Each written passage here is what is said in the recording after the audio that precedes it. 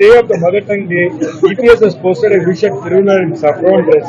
Follows the Kanimali Selva Parisari and Thirumavalavan has commented EPS has become an ideology of BJP and the expose was removed by EPS. Sir, posting certain content in the social media platform depends upon their willingness or their opinion or whatever it is.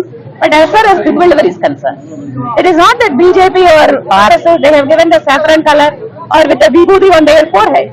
So even in 19th century, the printed posters of Tribhuvanluvar, it is being, seen in some of the oldest Adiram or in the Saiva mats.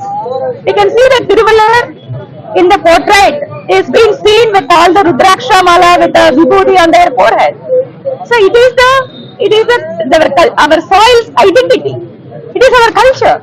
But because of the political ideology of DMK, they have removed all these, the symbols of our true nationalism and culture from Tribhuvanluvar. And why he has removed, I cannot comment about it.